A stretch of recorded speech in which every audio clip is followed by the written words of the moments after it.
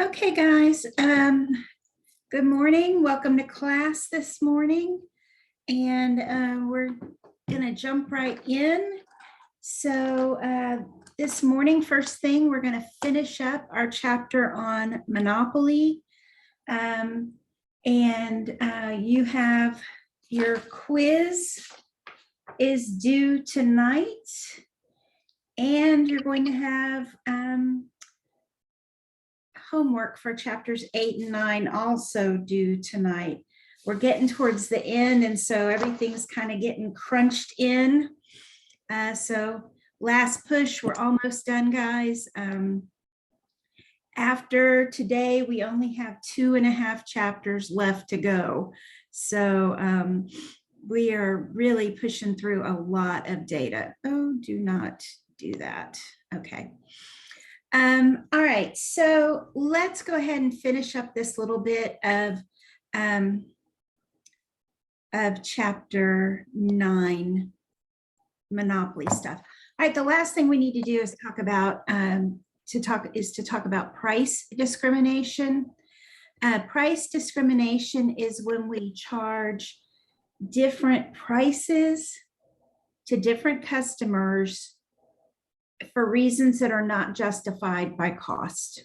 Okay, so it doesn't cost the company any different amount to sell to this one customer than another, but they're going to charge them different amounts. So for example, if I go to the movies, you guys are going to pay less than me at the movies because you get to show your student IDs and buy your tickets for a student price, whereas I'm going to have to pay the full adult price. And so even though I sit in the same seat that you do, I don't make any more or less of a mess than you do at the movies. We're both going to be charged the same thing. Okay. And the whole reason monopolies do it is because it's a way of increasing their profits. So we've got some conditions for price discrimination.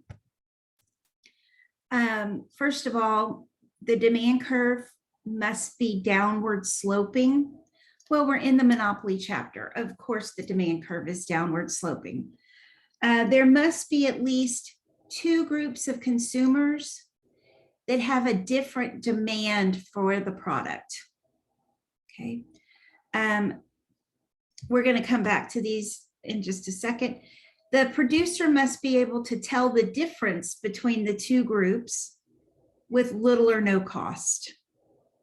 So it's got to be really easy to tell who's in which group. And they have to be able to prevent resale between the 2 groups. So you can't go in and buy something and then just let me pay you for it so I get it cheaper. That won't work. So we're going to look at my hometown of Slidell, Louisiana. When I was growing up, there was only one movie theater. And so it had a local monopoly. If you wanted to get to a different theater, you had to go all the way into New Orleans to do that. And so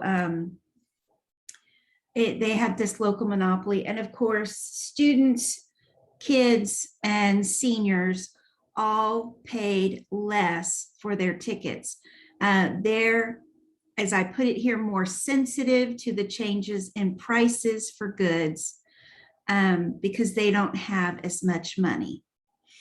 Okay, so the movie charged less for students, children, and seniors. They were easily able to tell for the younger kids, especially, you could visually ID them as being younger. For students, it was or seniors, it was a simple matter of asked to look at your ID. So student ID or your driver's license to check that you're a senior. So that was super easy for them to distinguish. Very low cost, took just a second for you to pull out your ID. And at that time, the senior tickets and the children tickets were a different color.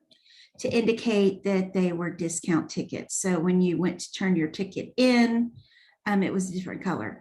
Today, of course, they just type across your ticket, student, senior, and adult.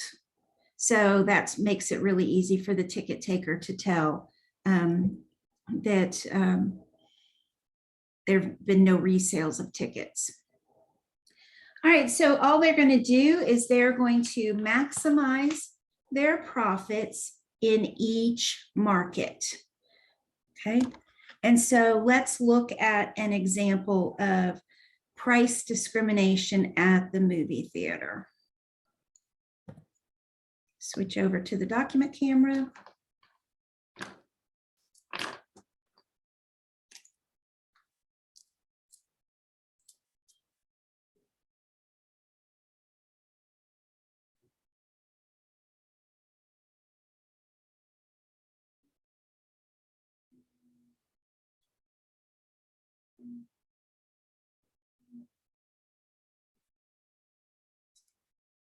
Okay, so we're going to just do discount tickets and adult tickets.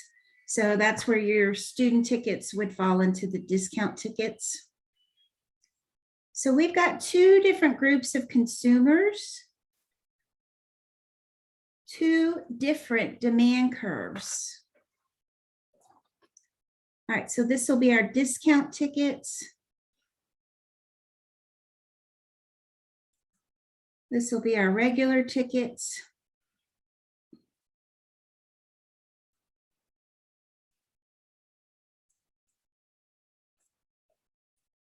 All right, and I'm putting them side by side so that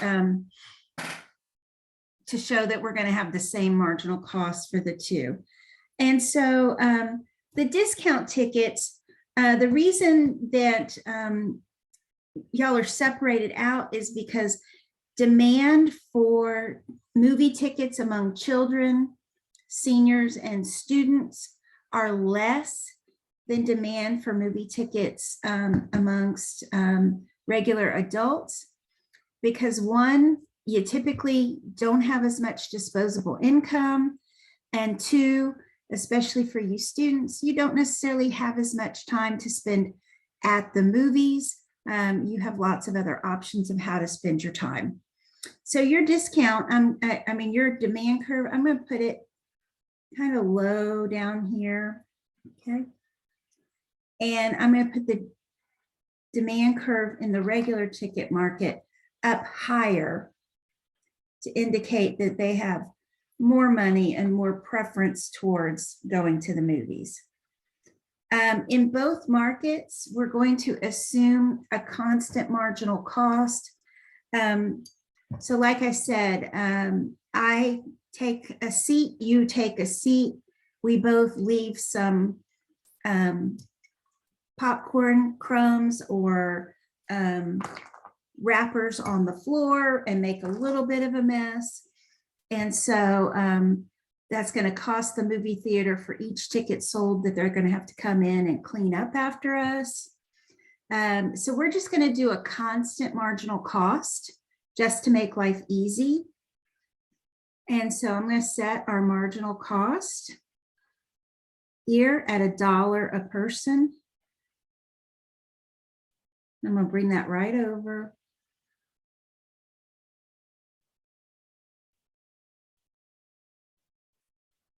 And if marginal cost is constant,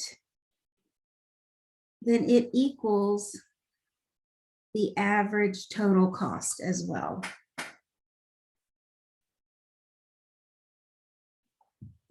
All right, so now we have a demand curve in each one of these markets. So they have an accompanying marginal revenue that goes with that demand curve. And now we're just going to do our straightforward profit maximization in both markets.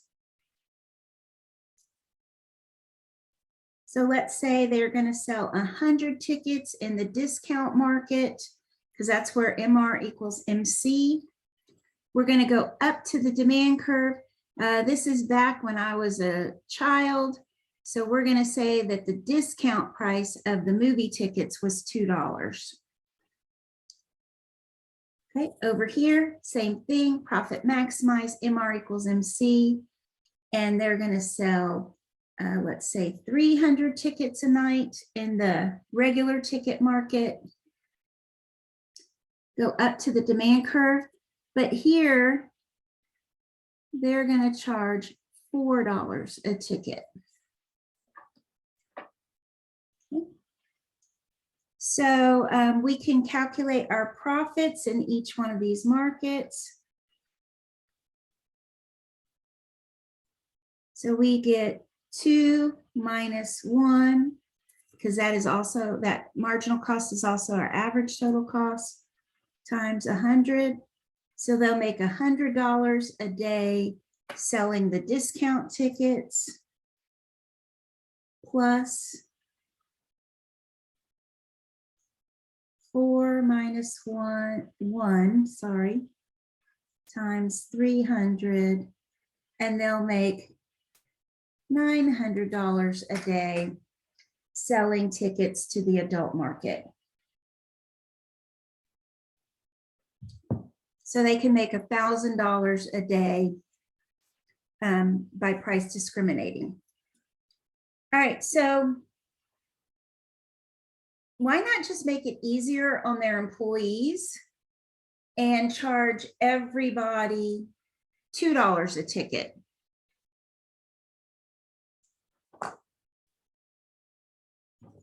Just charge everybody this $2 a ticket. Okay, they'd sell more tickets in this market.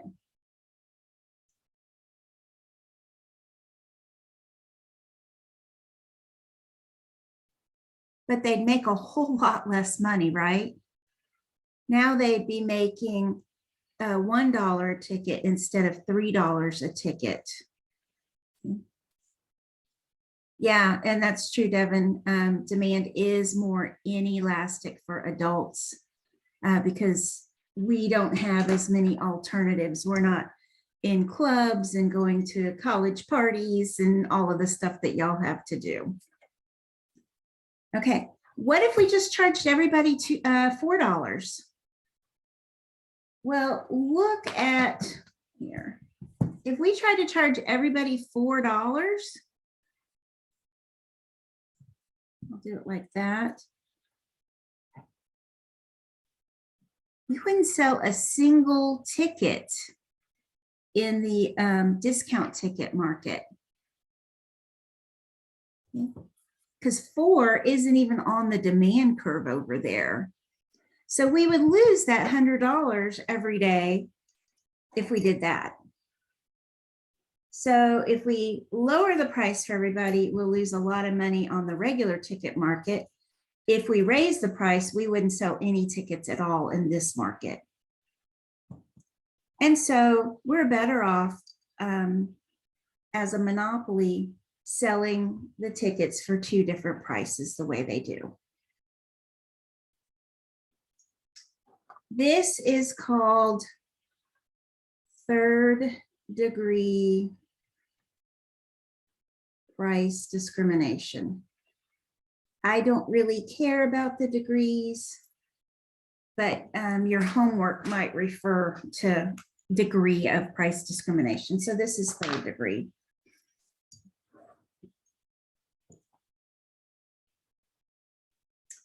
All right, so let's go back to PowerPoint here. All right, so here are some examples of price discrimination that we've seen. Y'all don't know about this one because y'all have grown up with cell phones, but back in the day when you had these things called landlines and your phone was attached to a wall and had a cord, and you had to make phone calls from this thing.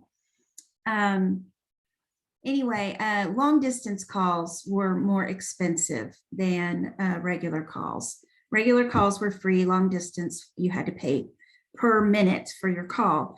And they were more expensive during the day hours, like 8 to 5, than they were after 5 or after 6 o'clock at night and on the weekends. And that was because businesses had no choice but to call and during business hours. That's when people were working. So they could charge those businesses higher rates, and households could wait. If we're just calling to talk to, your mom or your grandmother, you could wait until the evening or the weekend to make that phone call to save yourself. So you could actually discriminate against yourself. All right. One thing that I always wondered as a kid was, why are there coupons out there? I don't have it listed here, but why are there coupons? Why do you need a coupon to save $1 on 6 yogurts? Why don't they just reduce the price of the 6 yogurts? And the reason they don't, this is called a hurdle form of price discrimination. The yogurt company is making you jump over a hurdle. And that hurdle is you have to collect the coupon and then actually present the coupon at the grocery store. Well, some of us are too lazy to hunt down a coupon. It's just not worth it to me to save that $1 on my 6 yogurts. Whereas my oldest brother used to be the coupon king. He did all the grocery shopping in the family because he was a dentist. He is a dentist. He's retired now, but he was off on Fridays. So he would do all the grocery shopping. And he had his little coupon pouch and everything. He searched deals. I was too lazy to do that, too busy to do that. So I wasn't willing to jump over the hurdle, but he was. Another form of hurdle price discrimination is, and you go in to buy a new printer and you think, okay, I know this is the printer I'm going to buy, but then you get to the store and they have a $50 rebate on this other printer. And you think, well, I could save $50. Maybe I should buy this other printer with the rebate. Of course, it's another hurdle because you have to go home, you have to fill out the rebate paperwork and enter a whole bunch of information and then send it into the company and wait for your $50 back. And what the company is hoping is that they enticed you to buy it with the rebate offer, but you never send in the rebate paperwork. All right. Airlines discriminate against business travelers by making tickets cheaper if your flight is going to make you stay over a Saturday night, because business travelers want to be home by Saturday. They want to be home on Friday. But vacationers typically are more flexible. And so they are more willing to travel and stay over a weekend. And so they'll charge less if you stay over a weekend. Here's one of my favorite stories. IBM wanted to charge more for their laser printer when they first came out, that they sold to businesses for home use. But they didn't want to have 2 separate printers. So all they did was they added a chip to their printer that slowed the printer down between pages. So the businesses got the printers without the chip. And so their print, they'll just print their paper. Whereas for the home, it prints and then it pauses. And then it prints a page and pauses. We're home. If it takes a minute to print our document, that's okay. I'll go make a cup of tea or get a soft drink. I'll run to the restroom. I can wait, but at work, I want my printout right away. And so that was one way to do discrimination. And then we see Six Flags and Disney do this all the time. Y'all have seen that at the promotions at Six Flags, where if you bring in a Coke can with the Six Flags information on it, they'll give you $5 off a ticket. Disney World does the same thing. They put discount coupons in dry cleaners and places like that locals in Orlando would go to. But we visitors wouldn't necessarily go to. So if somebody from out of town is coming in to go to Disney or to go to Six Flags, they might not know to go look for the Coke can or to go look for a discount coupon. But those of us who live in near the Dallas area, we know, oh, I got to get me a Coke can to go to Six Flags this weekend. All right.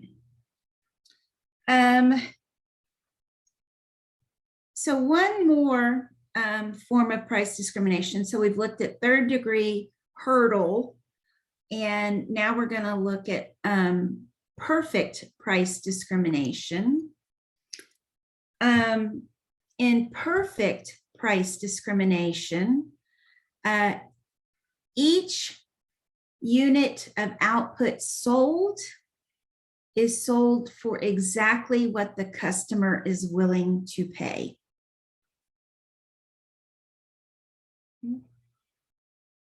Each unit of output is sold at exactly what the customer's willing to pay. All right, so let's switch over to the document camera here.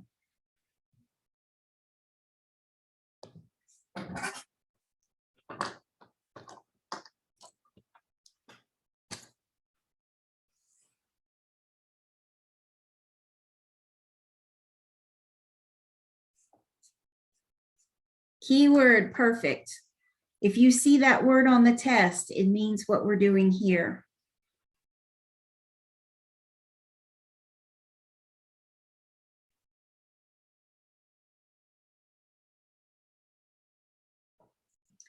Okay.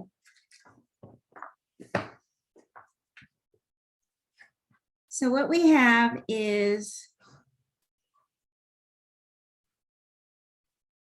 our market.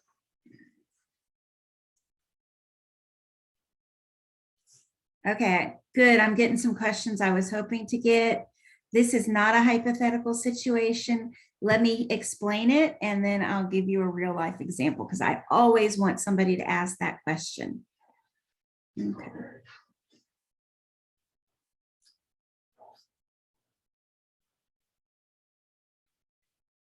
All right, so we got a demand curve. And what we're saying is when we sell the very first unit of this good, we're going to charge exactly the price off the demand curve. And when we sell the second one, we're going to charge a slightly lower price, but it will be exactly the price from the demand curve. Okay.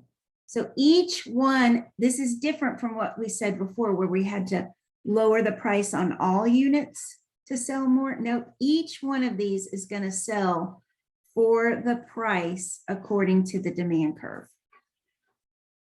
Okay.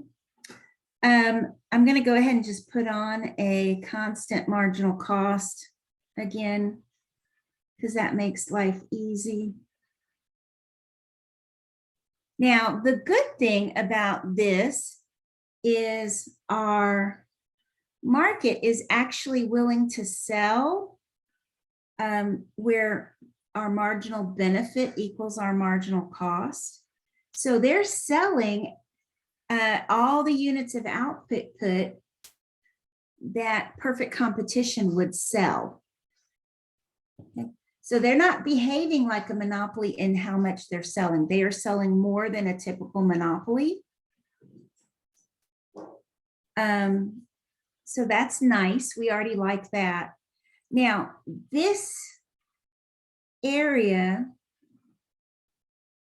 under the demand curve over the price, we would typically call this consumer surplus, right?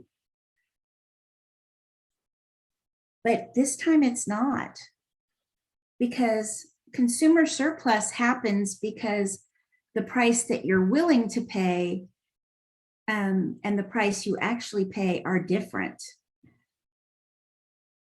And this time we are paying exactly what we're willing to pay. So who's getting all of our consumer surplus? If we're all paying exactly what we're willing to pay, exactly what it's worth to us. Who's getting this triangle? Good. This all becomes producer's surplus.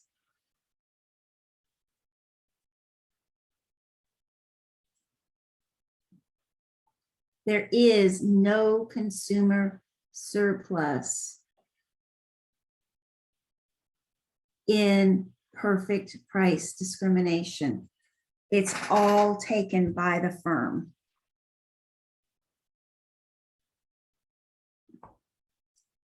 So how do y'all think an economist feels about this market structure? There's no deadweight loss.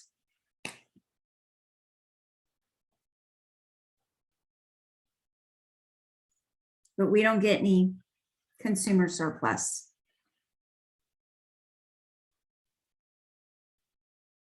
We're perfectly fine with it.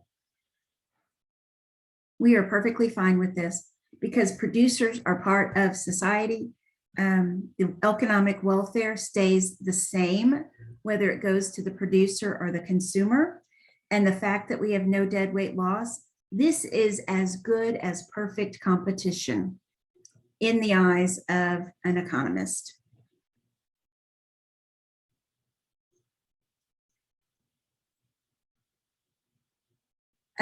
This is also called our first degree price discrimination. And Ryland wanted to know what looks like this. Well, y'all are sitting at home or in your apartment somewhere, but normally I would tell you you're sitting in an example of a perfect price discriminator. Private colleges are perfect price discriminators. All right, and so Ryland was asking, well, how do you know what somebody's willingness to pay is? Well, Baylor knows what you're willing to pay because when you apply here, Baylor asks your family to fill out a FAFSA, a financial aid statement. And if every family fills out their FAFSA trying to get some financial aid, then Baylor has all your family's financial information. They know exactly how much your parents earn. They've got a good idea of your parents' expenses. They have your parents' tax returns. They know how many children your parents have and how many are going to be in college at the same time. They look at all these factors and then they calculate pretty darn well how much your family can afford to pay to come to Baylor. And then what they do is they offer a scholarship to make up the difference. It's not really a scholarship, it's a discount. But they call it a scholarship and then they attach strings to it, like you have to keep a certain GPA and all of that. When really it's not a scholarship, it's a discount so that they get you to where you can afford to come here. So everybody taking this class currently, each one of your families could be paying a slightly different amount to be in this summer school class and to be at Baylor in general. So some schools are much better at this than others. Baylor's pretty darn good, but there are a lot of schools who are even better at extracting every penny out of families that they think they can afford to pay. So that's my best example of perfect price discrimination because we're given all your information. Y'all feel a little cynical today now, just a little. All right. And the last form of price discrimination we're not covering, but I just want to tell you, second degree price discrimination, that's buying in bulk.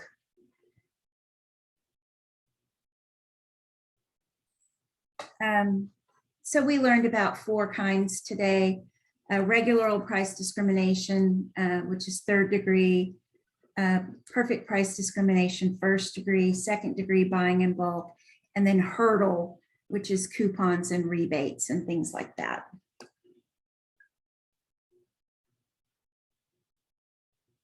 Okay, that's the end of the monopoly chapter.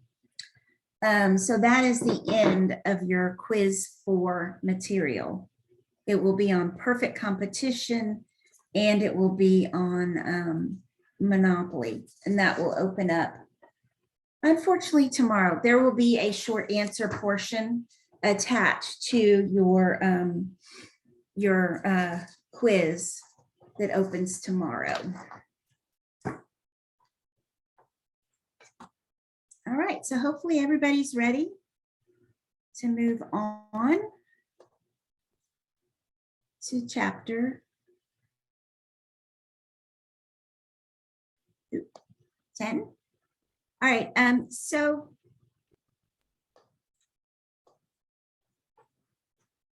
we have covered perfect competition on this end.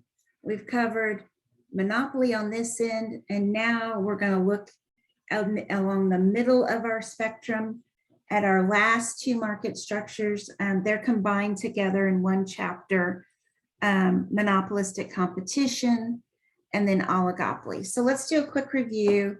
Perfect competition, lots and lots of firms, products identical or homogeneous, super easy to enter or exit the industry, and no profit in the long run.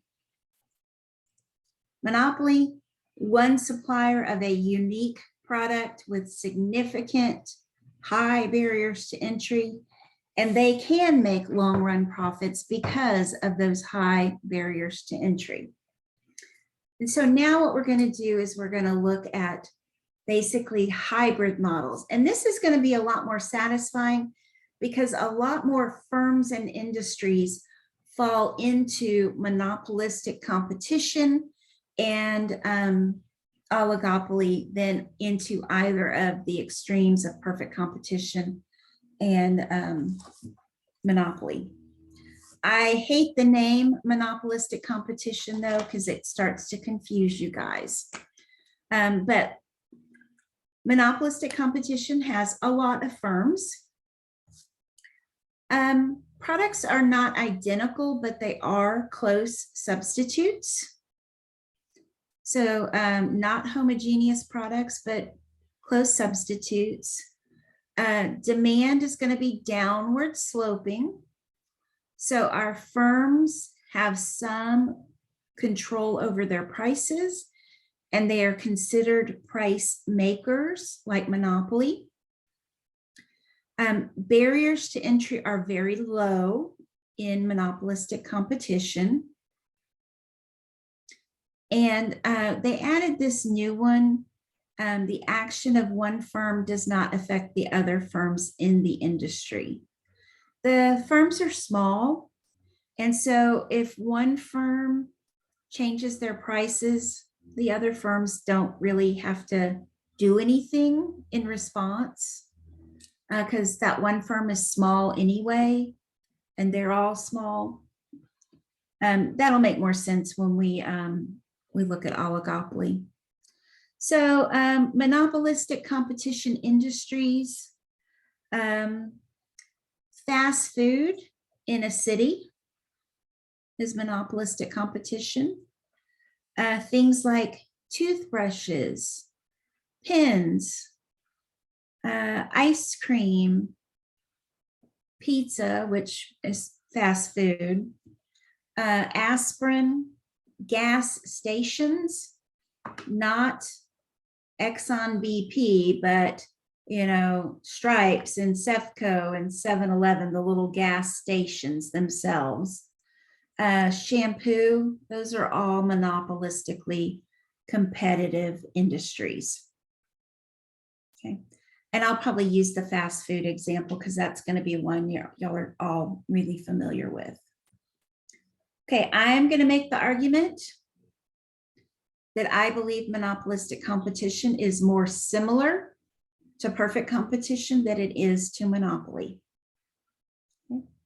I'm going to assert that now, and I'm going to prove it over the course of the lecture.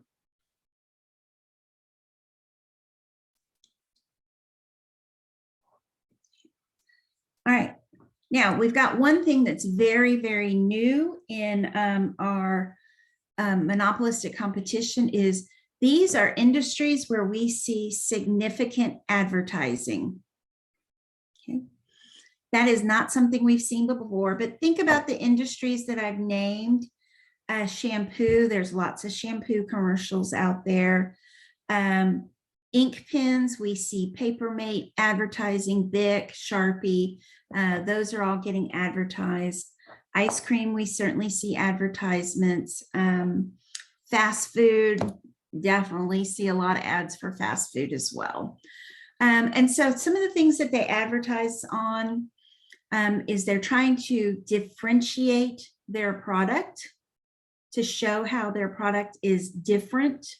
And so they're going to highlight physical differences, locations, services, and the product's image. All right, so physical differences, they're going to try to use the appearance or the physical qualities to highlight the differences. So toothpaste, they're going to differentiate themselves on, is it a paste? Is it a gel? Do they have the little microbeads in them? Does it whiten? Does it help with plaque? Does it help with sensitive teeth? What are the flavors? Maybe they mix the paste and the gel. All of those are physical differences that they're trying to highlight. All right, I'm going to tell y'all a little quick story. Several years ago, I was attending an economic conference, and they always invited a really good speaker for their for one of the lunches that they would have at the conference. And so one year we had this great speaker from Colgate Palmolive company came in to speak to us.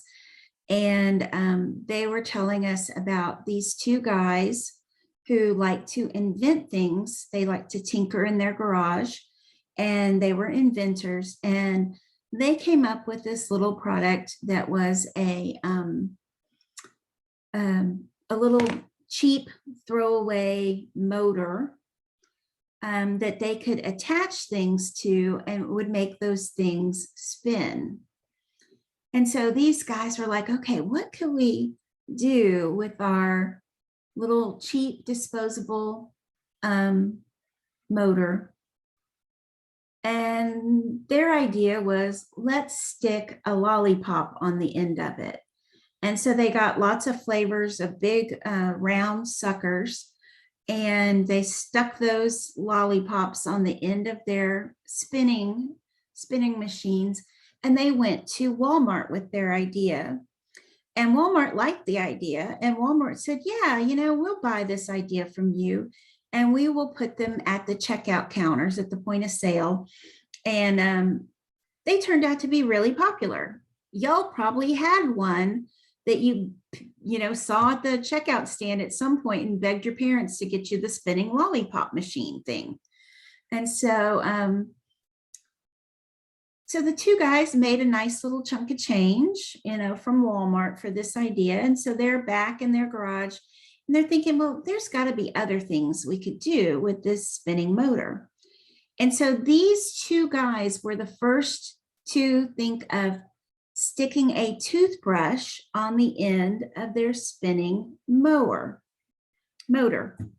So they went back to Walmart, and they were in negotiations to sell their idea to Walmart when Colgate Palmolive got wind of the idea.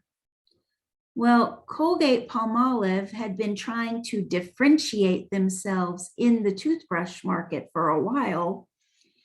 And they bought the idea from these two guys for several $1,000,000, very excitedly. And that was the first commercially available spinning toothbrush on the market. And these two guys still like to invent and tinker in their garage, but they both have much bigger, nicer garages than they used to after making this deal with Colgate Palmolive. So that's how important these physical differences can be in a monopolistically competitive market. All right, location. Location has two aspects to it. First is products can be differentiated by where they're sold. So if certain shampoo is only sold at the salon, that gives it a certain cachet. We think, oh, it must be better because I had to search to get it, and it was only sold in these select locations. Same thing for makeup. If you have to go to the department store instead of being able to get it at Walmart or the drugstore, it must be better quality makeup. Okay, so that can be location, but also sometimes the product is the location, like with convenience stores and gas stations. You want the convenience store as close to where you need the product as you can be. If you run out of milk, you're going to run to the closest convenience store, the closest to your house. And if you're running out of gas, you're going to go to the nearest gas station. And so basically, the product is the location. All right, services. We all like to have some services with our product. We like to have our pizza delivered fresh and piping hot. I have been a fan of Amazon since the very, very beginning. I am an avid book reader. I read over 100 books a year. I just love to read. And so I was a fan of Amazon when all they sold was books. And what I loved about Amazon were the services they offered. So after I'd been purchasing from Amazon for a while, they started to see patterns. They started to see the types of books I like to read. They started to see authors that I liked. And then they started suggesting authors that were similar to the ones I liked or the types of books. And I still love my Amazon recommendations, and I still count on those. So that is a great service that we get with Amazon. It is a little creepy when you start getting ads. You know, you talk to your husband about getting a hammock, and next thing you know, you got 100 ads in your Facebook feed for hammocks. That's a little creepy, but that's a whole nother story. All right, and we like to have free technical assistance with our hardware and our software as well. And so we'll pay a little extra to get that support with our software. And lastly is about product image. So firms are trying to create an aura or an image about their product. So they hire athletes and actors to promote their products. I'm not sure why we would want to buy Hanes underwear just because Michael Jordan wears Hanes underwear. I don't think it's going to make you play like Michael Jordan. I think my favorite set of ads was the ones that Shaquille O'Neal did for Buick, when he would stuff his 7'3" body into a Buick and his knees were at his chest. And then he'd talk about how roomy the Buick was. And I'm like, you are squeezed into that car. You don't fit at all, but that's, you know. All right. So demonstrating quality. So this is again like selling the shampoo or at the salon or the makeup at the department store. It gives it that little extra cachet. It must be valuable.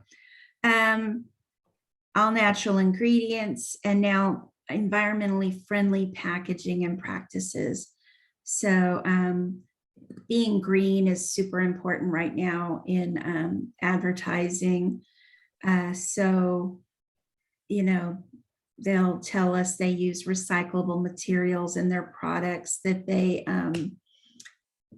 don't test on animals, that they use green resources, that kind of thing. And the big trend I've seen over the years is this environmentally friendly packaging. I remember when you would go into the store and you'd buy deodorant, and deodorant is in a hard plastic case already. But then they would take that hard plastic case and they created this elaborate box that displayed the hard plastic case, but it was still a bunch of cardboard around the hard plastic case. And they finally realized, wait, why are we putting a cardboard box when nothing's going to happen to the hard plastic case if we just ship it like it is? And so they stopped using all that wasteful extra packaging. And that was a good move. All right, so let's go ahead and switch over to the camera for a few things. All right, so let's look at our demand curve in monopolistic competition.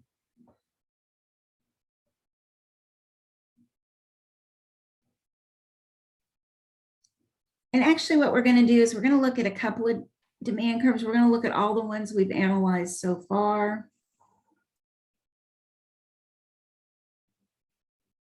All right, so monopoly is going to be the steepest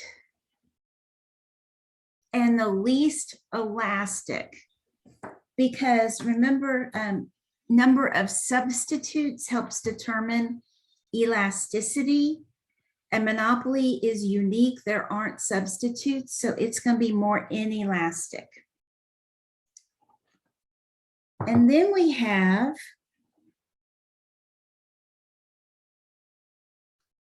our perfect competition, which is completely elastic. It is perfectly elastic. Okay, so very inelastic, perfectly elastic, and our monopolistic competition is going to come in somewhere between those two. Okay. It's going to be more elastic than monopoly, but less elastic than perfect competition.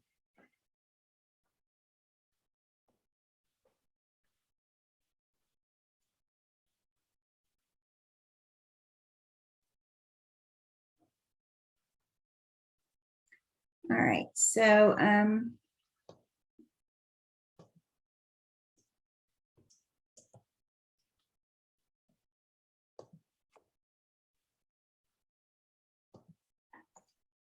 so the reason this is and what determines how elastic monop comp is going to be is the number of substitutes. And that's what's gonna matter there is how many firms are producing similar products and how good the firm is at differentiating themselves. Okay, so if there are lots of firms out there producing similar products, then it's going to be more elastic. But if your firm can convince people, hey, my product's the only product for you, then it'll be less elastic. So more elastic, the more firms there are and the more differentiated and the less differentiated the product is.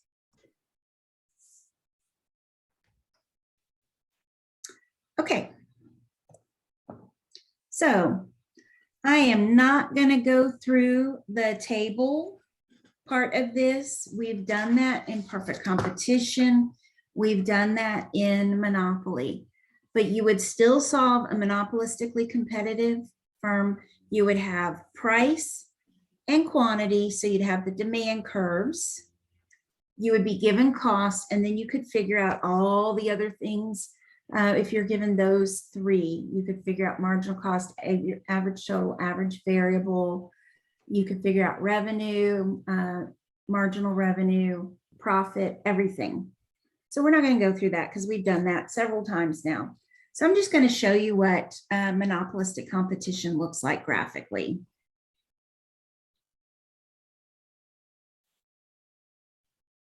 And hopefully, this feels really familiar.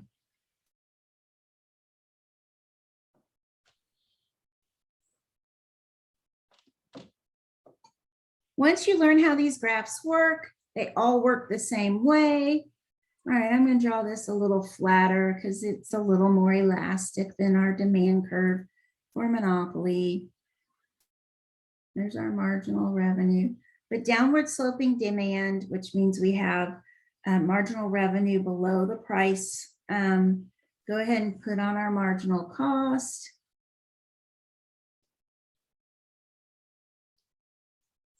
What's happening in this picture? Are we making profits or losses?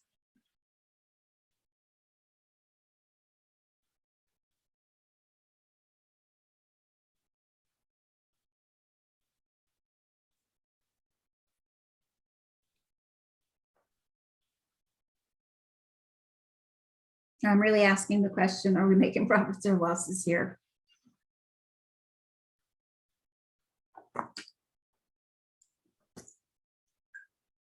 Yeah, thank you. So I'm going to get out the green pen. I'm going to put my dot on my ATC at Q star. So price is greater than ATC. This box is profit. Is this feeling familiar to you guys?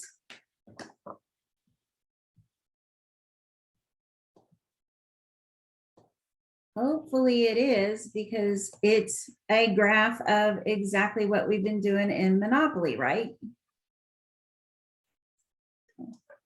So this is profits. And let's do another Monop comp firm.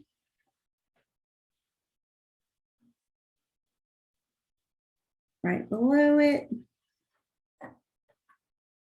This one's going to get a little more smashed.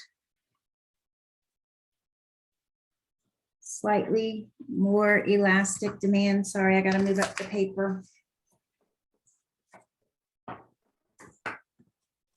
There we go. So there's my marginal revenue.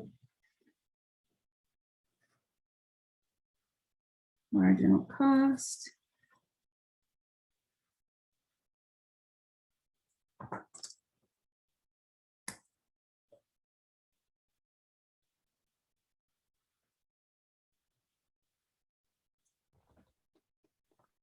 Okay, what's going on in this one? Profits or losses?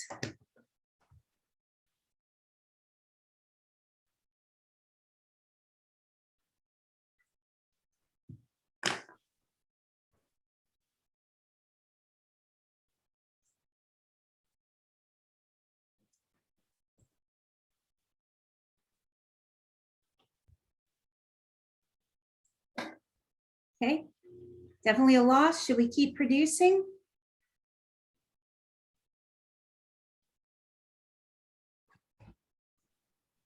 Yes for keep producing, no for shut down.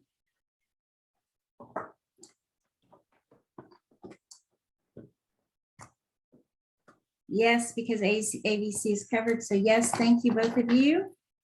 Okay, so I'm going to go up to my ATC, go over. My ATC is greater than my price. So I've got a nice red box of losses there, but my ABC is way down here. So my price is covering my ABC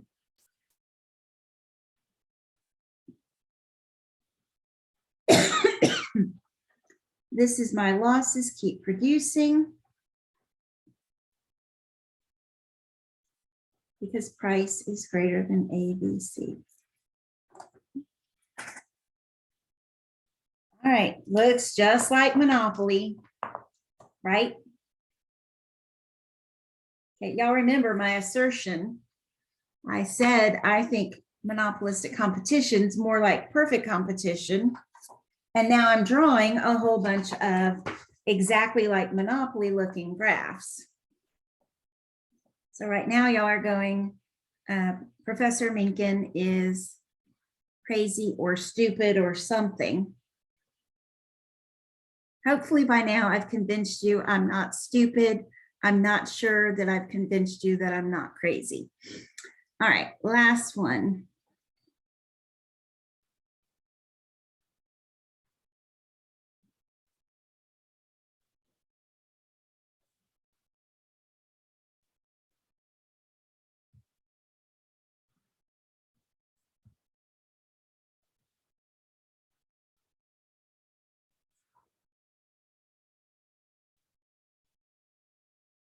Okay.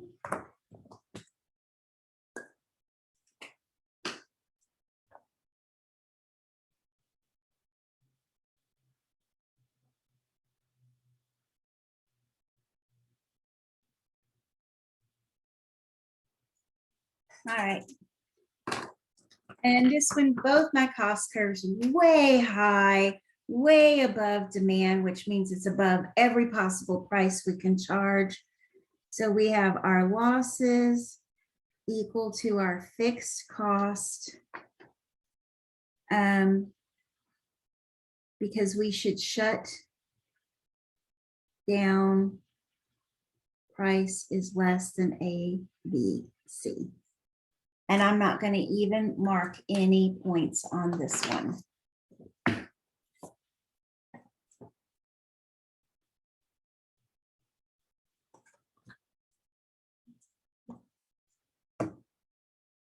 Okay. And while I'm at this, just like Monopoly, there is no supply curve in monopolistic competition.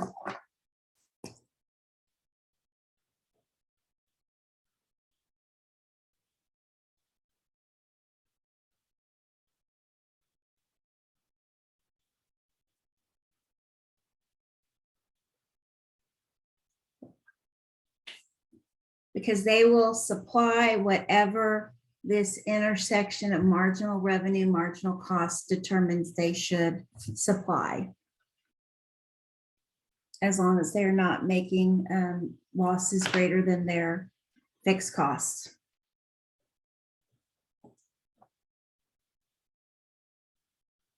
Okay, so it looks just like Monopoly.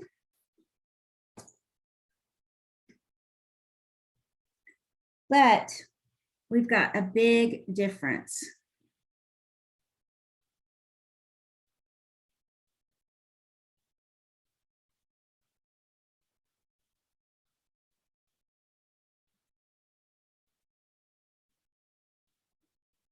So it looks just like Monopoly in the short run. These graphs that we've drawn are all short run graphs. However, the big difference here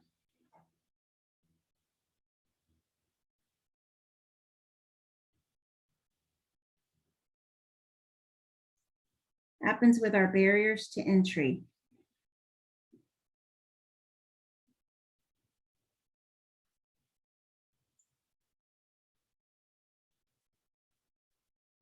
Which are very low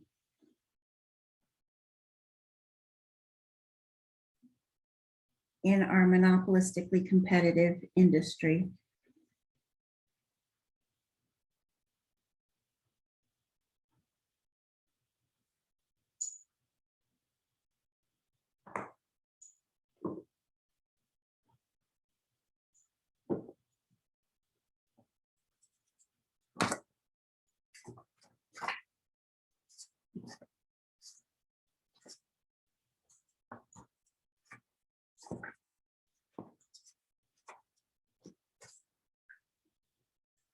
Okay. So low barriers to entry. All right, so what's going to happen if our monopolistic competitive firm is making profits?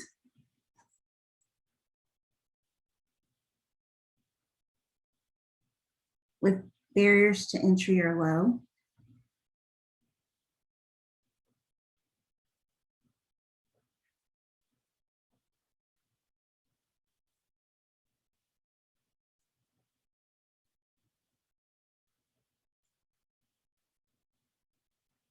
Yep. So we see these other firms are making profits, and we're going to have incentive to join that industry. So look around Waco. Waco has tons of fast food restaurants, but they're still making positive economic profits. And that's why we keep getting more and more fast food restaurants added to the Waco market. Okay. Now, when firms join,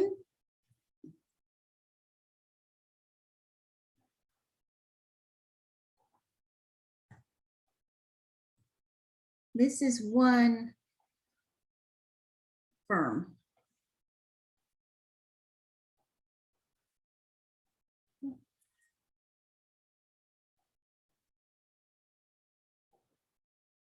We're looking at one firm, and then we're saying other firms join. All right. So here's what's happening. This one firm has their own demand curve for their product. So say that this is Mod Pizza. Okay. And thank you, Rylan. You got the whole story. But I want to show you one thing that happens first before we go all the way to the end of the story. All right, so Mod Pizza's out there. There are lots of substitutes for Mod Pizza. There's lots of other pizza restaurants. And then there are lots of other types of restaurants, not just pizza, that people can also choose instead of Mod.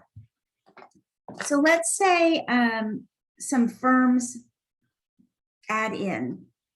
Right there near the Mod Pizza, they're going to have that new Hawaiian Bros restaurant. So that's coming. So what's going to happen to demand at Mod when these other restaurants come join the industry?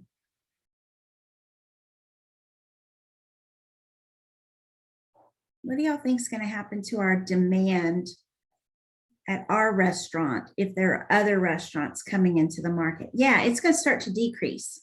So it's going to shift inward.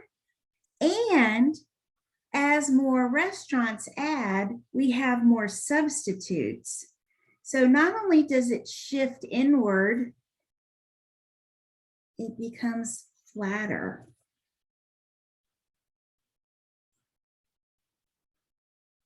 Because there are more substitutes.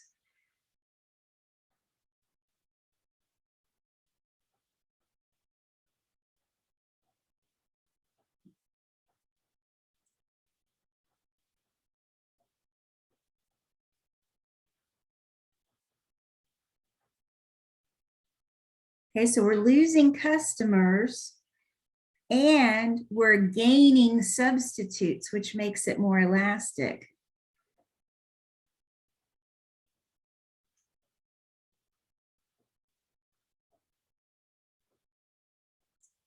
Okay.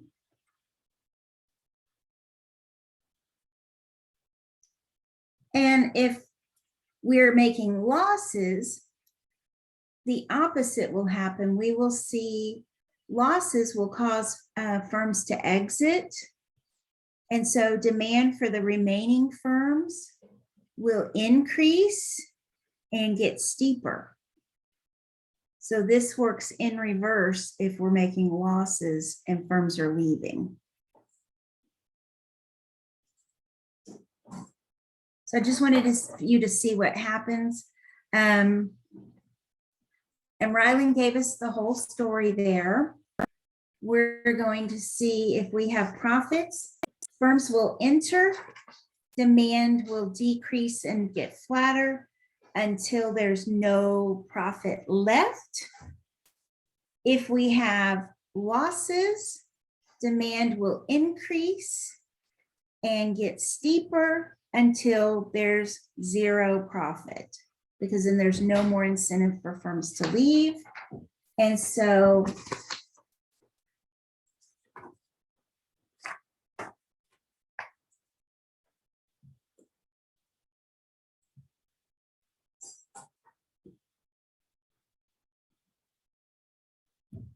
monopolistic competition in the long run makes zero econ profit. And what that looks like graphically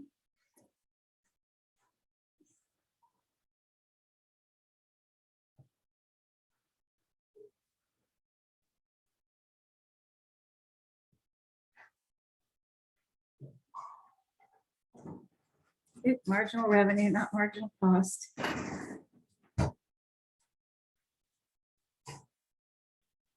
Okay. So we're going to profit maximize where MR equals MC. That's our desired level of output. That's the price we will charge. And the only way we are making zero profit is if our price is equal to our ATC. So I'm going to make a big dot here so I can't miss it, hopefully. And this is what it's going to look like.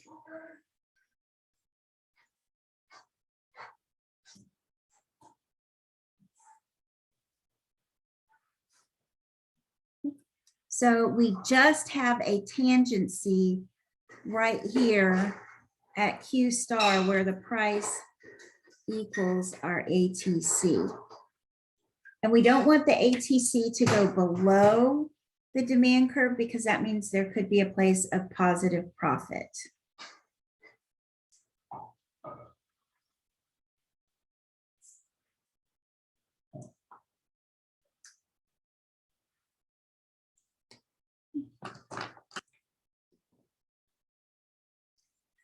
All right, guys. So I think my husband's in the kitchen. I think we'll take a quick break and we'll come back and talk a little bit more about this graph and efficiency in perfect competition. Let's see, I've got a question here.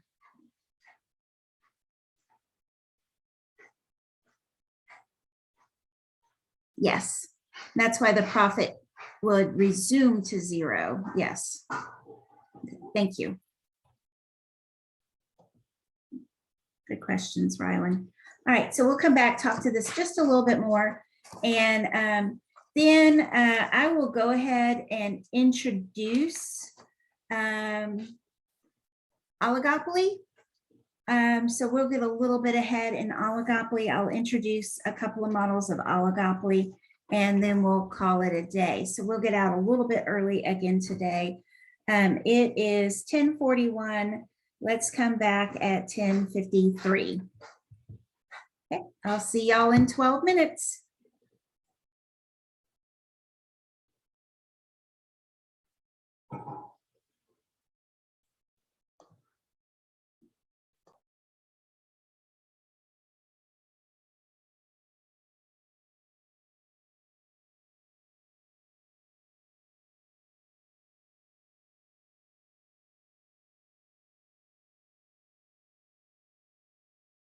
Welcome back. Sorry, I got distracted for a second. My watch, my Apple Watch is doing something funky. So I'm trying to reset it. All right.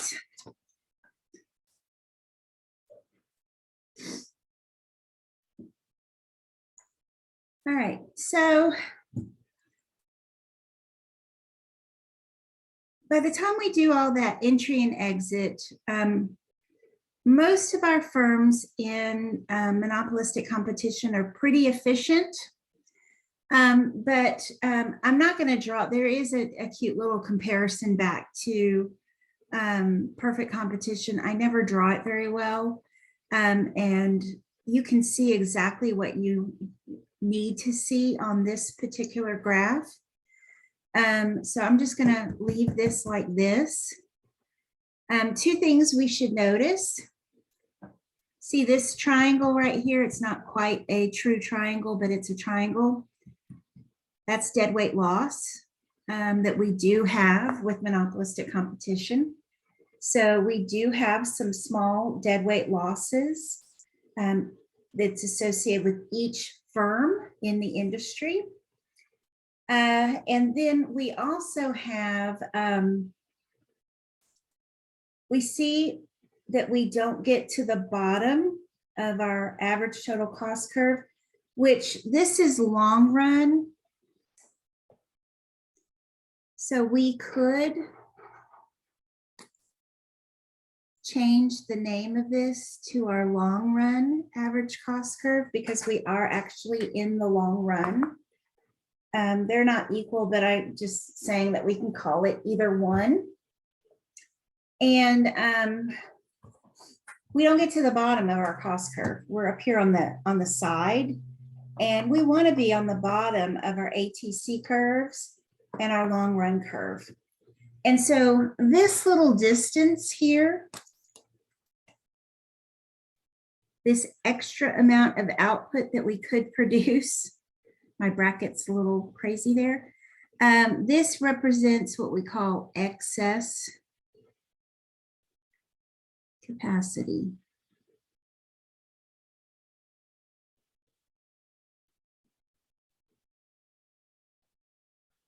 So efficiency in Monop comp. First of all,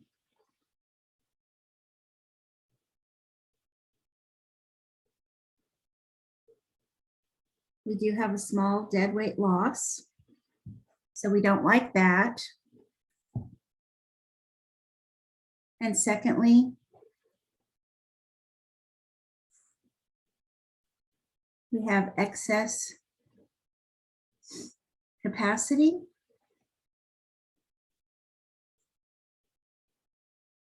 And what that means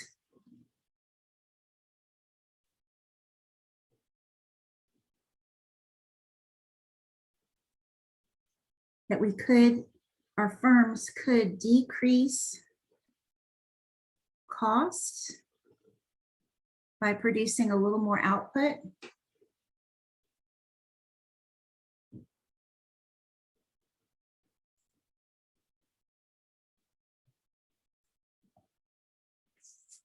Okay.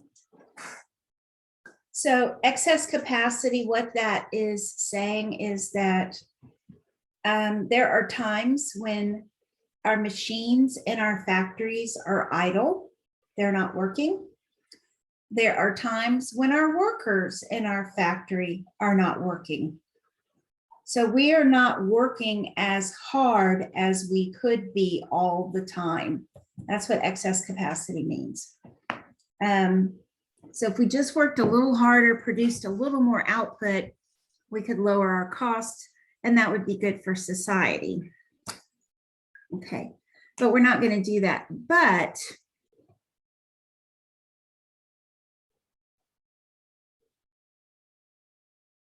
economists are willing to put up with a little lost efficiency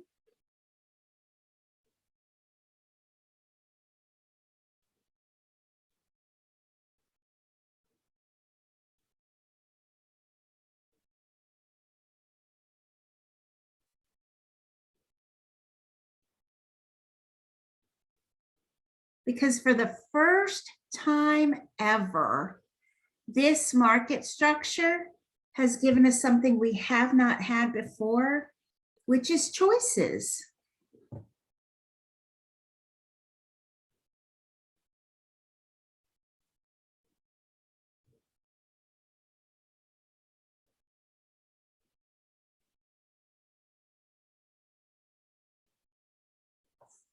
Now we get to have that argument with our significant other. Hey, you want to go get pizza tonight? No, I don't feel like pizza. Let's have Mexican. I don't feel like Mexican. We have choice. And I don't know about you guys, but this has been a thing for me for a while. I love shopping for school supplies. It's just one of those weird things that I like. When I was in grad school, both of us were in grad school at the same time. We were so poor. And so one of my joys in life was when I needed a study break, I would head to K&B, which was the drugstore in Louisiana, and I would go buy some new pens. And I love to look at the pen aisle.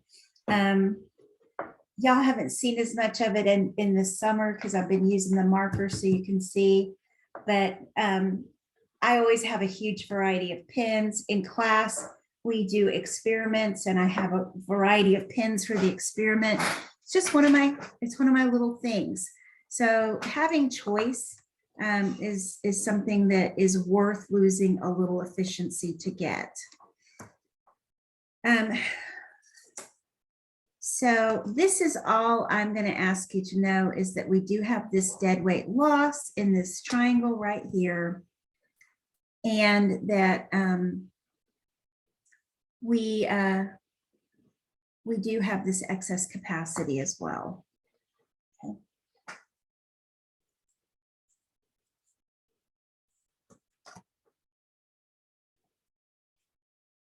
All right, so that is it for monopolistic competition. That's all we're going to do with monopolistic competition.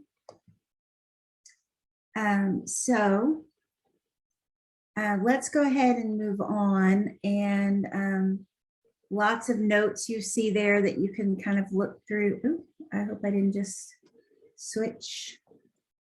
All right. So lots of stuff for you can read through on the notes if you want to on the stuff I just showed you in monopolistic competition. All right, so let's introduce our very last market structure, oligopoly. So oligopoly has a small number of firms. And when we say small from an economic perspective, that could mean as few as 2 firms, or it could be 40 or 50 firms. So we're not talking a lot of firms. In oligopoly, we will see that products can be homogeneous or differentiated. Okay. So they may be identical or they may be differentiated. And I'll give you all some examples in just a second. If the product's homogeneous, it's going to have a pretty elastic demand curve. And if they're differentiated, they'll have less elastic demand curves. Significant and high barriers to entry exist in oligopoly. And we've got this new thing where, because there are so few firms, one firm's actions affect the other firms in the industry. I'm going to come back to that. One firm's actions affect the other firms in the industry. All right, so when I say there are lots of products sold in oligopolistic markets, I am not kidding about that. So homogeneous oligopolistic industries, oil and steel. So this is big oil production. This is Exxon, BP, Texaco, the biggies out there hunting and collecting oil. And steel, there are not a lot of steel firms in the US at all. We've lost most of our steel industry. There are not a lot of steel firms in the world. Okay, So those are both oligopolistic with homogeneous products. Differentiated products in oligopoly include automobiles. Think about the major automobile manufacturers. There's not that many. Breakfast cereal. When you think about breakfast cereal, y'all can only probably come up with a few companies: Kellogg's, Post, General Mills, and then the bag cereal like Malta-Meal. Not a lot of different companies out there making cereal. Home appliances, so dishwashers and washing machines and things. Airlines, cigarettes, batteries, beer, aerospace, soft drinks. We could just keep going on and on with oligopolies. There's tons of industries that are in the oligopolistic market structure. All right. Now, this one firm's actions affect the other firms in the market. We call that being interdependent. Firms in oligopoly are interdependent. Not only do their actions affect themselves, but they affect others. So whatever we do, we also need to consider how our rivals will react. If Post makes a big announcement that says, hey, we know everybody's really concerned about inflation, and we are going to drop our cereal prices by $1 a box to help everybody out during this time of inflation. If Post does that, General Mills and Kellogg's have to respond. Our Post will mop the floor with them if they do that. You know, everybody will switch to Post, and Kellogg's and General Mills know that. Okay. So if any firm in your industry makes a change that affects product quality, the price, the output, or even their advertising policy, then the other firms in the industry are going to have to respond in some way. Okay. And if you think about those industries that I've named, you will see that that's true. Okay. So again, there's going to be significant advertising in those industries. Beer, Coke, our soft drinks, batteries. We see tons of ads in all those industries. The airlines are advertising, and they're going to advertise. They're trying to differentiate their product on the same things that we talked about with monopolistic competition. Physical qualities, sales locations, services provided, and product image. So all those things are going to apply here as well. All right. All right, barriers to entry are super high. And most of them are related to economies of scale and cost. So here's an economies of scale example.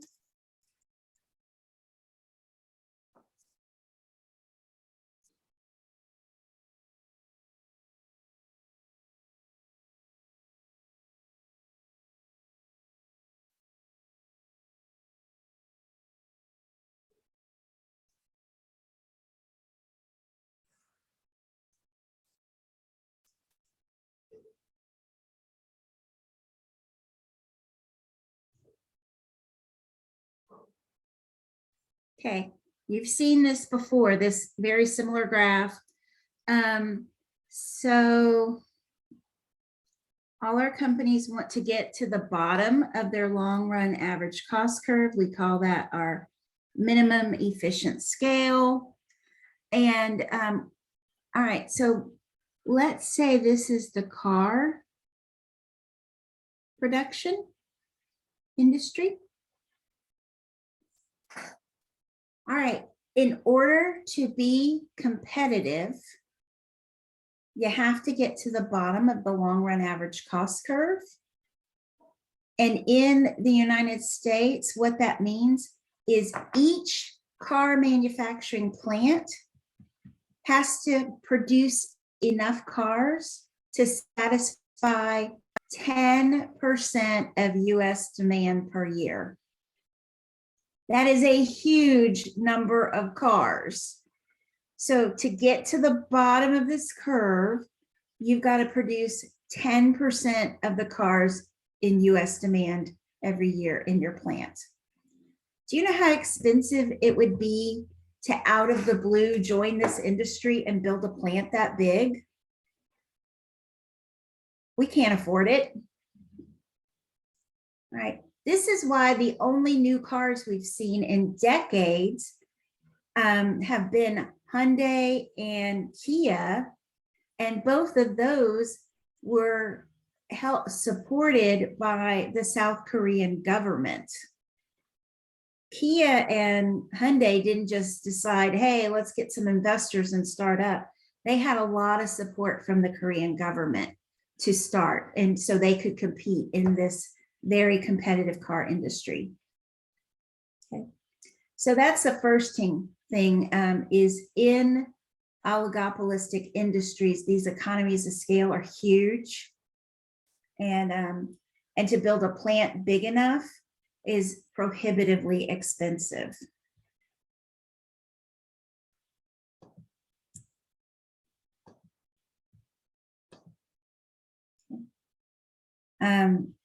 Oh, I was going to show y'all. We did see a company try to enter in car production. Okay. But I've shown y'all this before. All right. So here's the cost per car at a normal firm. So even those expensive cars, like a Corvette is going to be much more expensive, or the sporty models of the different brands, they're more expensive, but they're produced in these same plants. The cost of producing them is not that much more than it is from producing a regular car. The difference is they limit supply to drive up the price. So they just don't produce very many of them to cause supply to be low and increase the price. And so, but their cost of producing them aren't that much different from a regular old car. So we did see one person try to enter this market, and that was John DeLorean. In the 80s, he came up with his car called the DeLorean. It's the Back to the Future car. It was very cool with the wing doors and all of that. But here was the problem. John DeLorean had a lot of money, but not enough. And so his plant, he produced this many DeLoreans.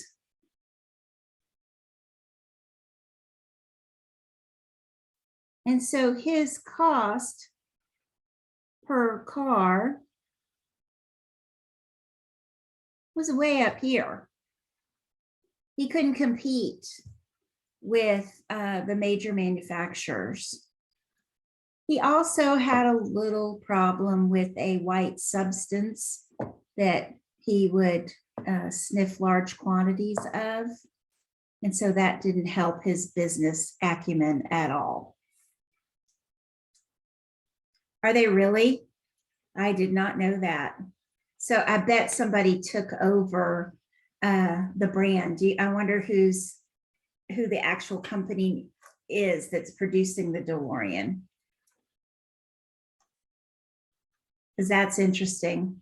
They were cool cars. I remember a neighbor of mine had one. We were living in Colorado the first time I saw one before the movie came out. And so that was cool. That's cool. I'll have to look up some information about that. Okay.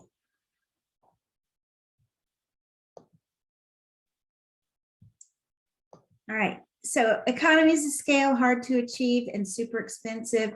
So plant construction costs super high to build a plant that can do what we need to. And then other costs that we're going to see, advertising costs. Coke spends over $2 billion a year advertising Coke. I don't care if you invent the best tasting soft drink anybody's ever had.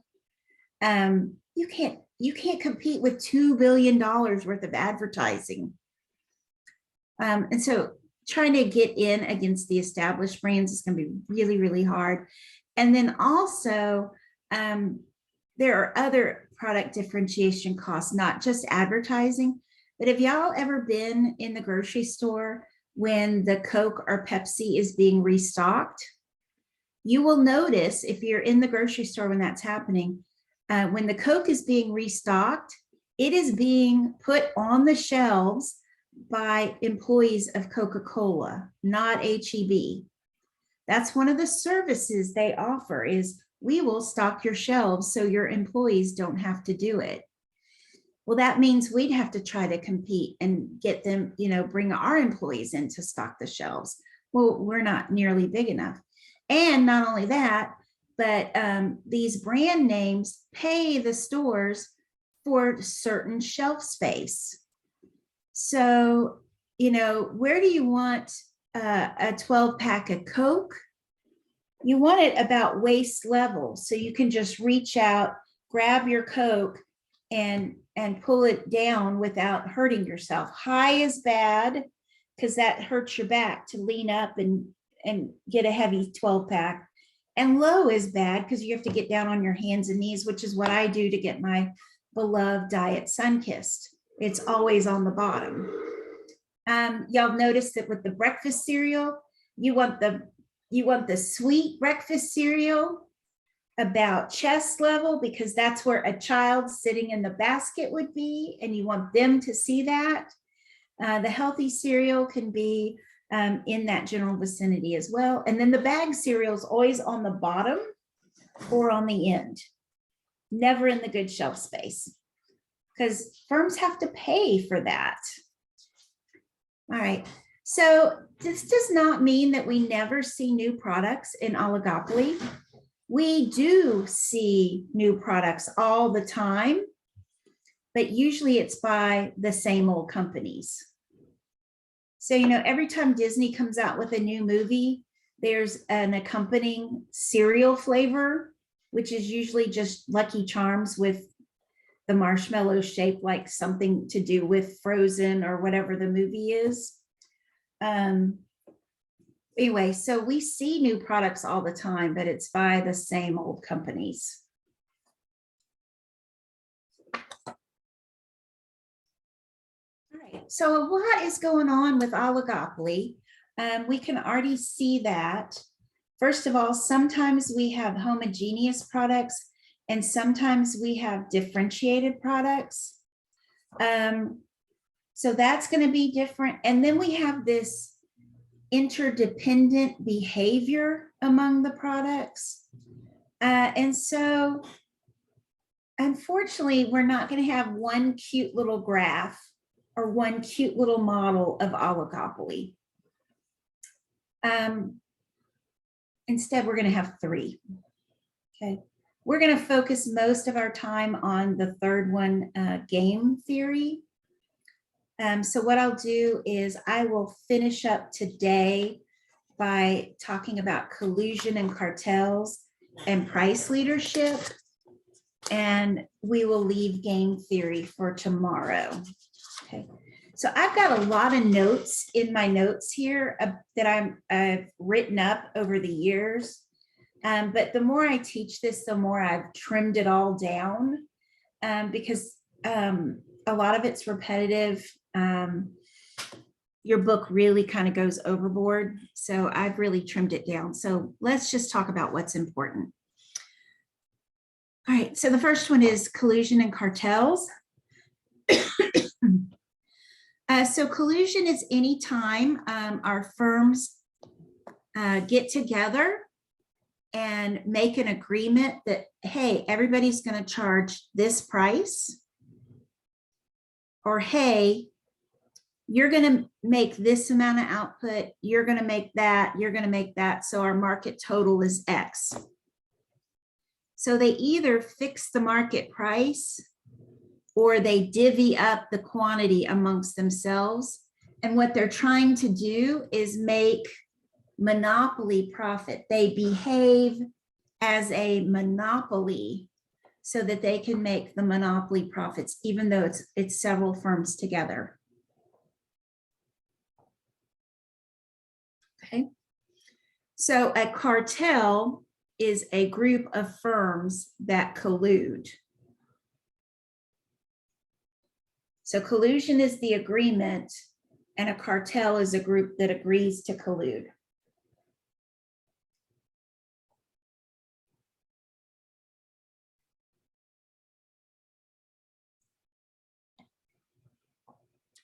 All right, so the reason they form cartels is they keep their prices high, they block new entries of firms, they restrict output. And we mostly see cartels in products that are homogeneous, so oil and steel. And of course, the most famous cartel in the world is OPEC. It's got more than 13 member nations now. OPEC stands for oil producing and exporting countries. And so cartels are illegal in the United States. No US firm can participate in a cartel. So it doesn't matter where they're operating. So a US firm overseas still cannot participate in a cartel. But there are no international laws against cartels. And even though cartels are legal in the United States, we buy from OPEC. So our firms aren't allowed to be members of OPEC, but we still buy oil from OPEC. OPEC is not just countries in the Middle East. There tends to be a perception that, you know, it's Saudi Arabia and Iraq and Iran and all countries in the Middle East, but actually Mexico is a member of OPEC. So a lot more than just the Middle East involved in OPEC. Venezuela is also a member of OPEC. All right, and so OPEC, their main goal is to keep the quantity of oil limited on the world markets to keep the price of oil up.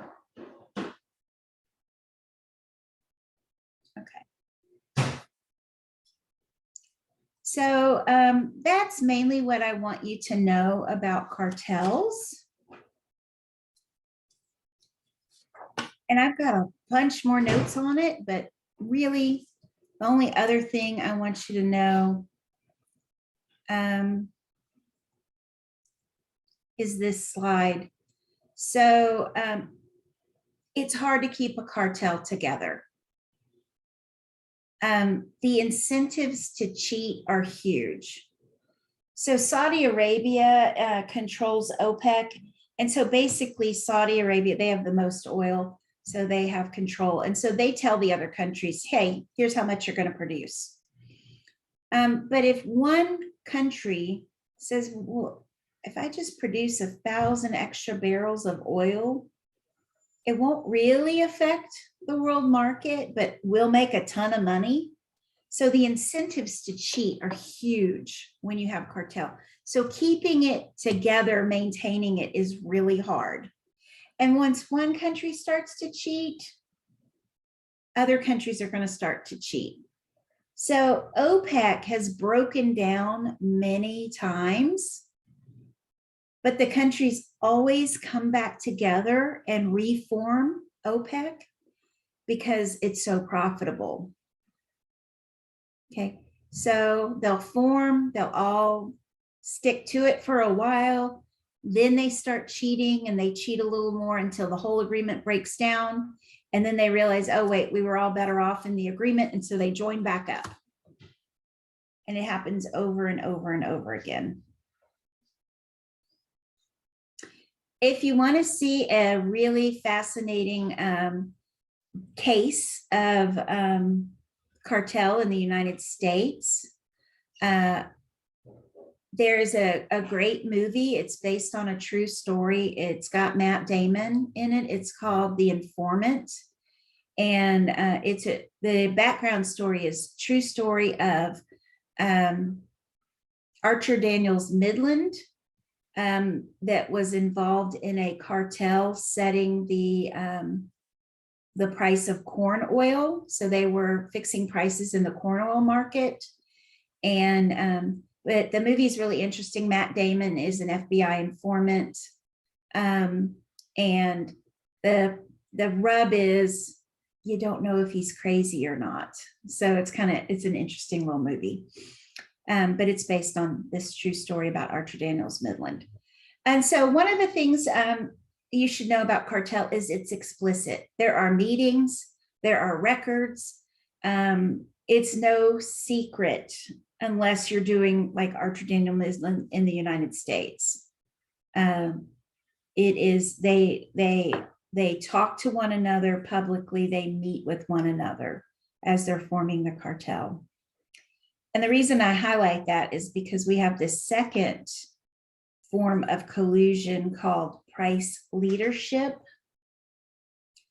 And price leadership, usually there's a dominant firm and a bunch of smaller firms. And if the dominant firm changes their market price, the other little firms follow and do the same thing. But this is informal collusion. They never talk about it. The president of the big firm doesn't call and say, hey, we're going to change our prices tomorrow. And the little firms say, okay, we'll do the same thing.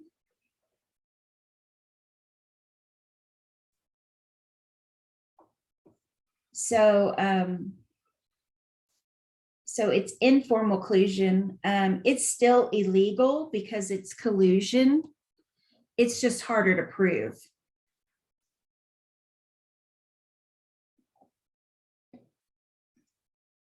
All right, and we saw price leadership in the steel industry. There was some price leadership there. And we've also seen price leadership in the airline industry before regulation.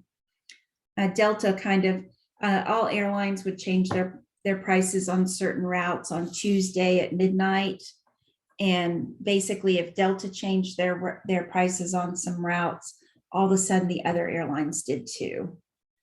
But that was years ago. Rylan, I'll come back to your question in just a second. Just slide there. Okay, so it is illegal in the United States. It's hard to do. It's hard to enforce because there's no formal agreement. And that's basically all you need to know about price leadership. Okay, Rylan. Yeah, so what OPEC does is they set the output, which is going to determine the price. And that's when the cheating starts. So if they tell this one country, you can only produce so much output, there's high incentives for them to cheat and produce more oil. So it's not necessarily on prices, it's on production is where they cheat. But the problem is it becomes really obvious eventually who's cheating, and undercutting prices would be really obvious. So that's why they try to sneak in the extra barrels, but that starts to lower the price for everybody eventually.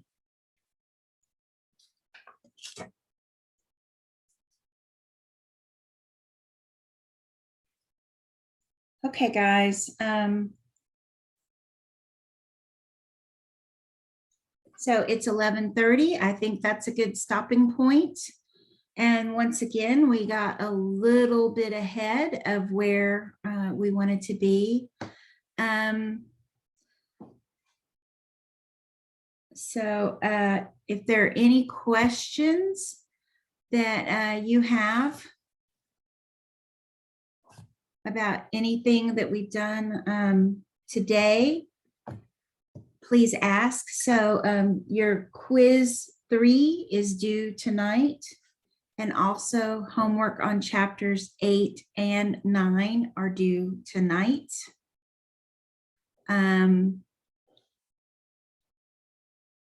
I'll hang around for a few minutes for any questions that you might have. Let's see, trying to think if there's anything else I need to tell you. So it turns out I had to change a few dates of things. Yesterday, you probably saw some notifications. When I set up your quizzes, I put in the due dates where the start dates were supposed to be, and I had to switch them. That's why some of you were seeing the quizzes close early. So I fixed all of that in my Canvas before you should get to those other quizzes. So I just want to make sure y'all were aware of that. All right. That's all I have today. So I'll hang around for a few minutes. Y'all have a great afternoon. Enjoy this beautiful, cooler weather. I hope it's cooler wherever you are. It's really nice here in Waco. And I'll see y'all tomorrow. Bye, thank you. Thank you.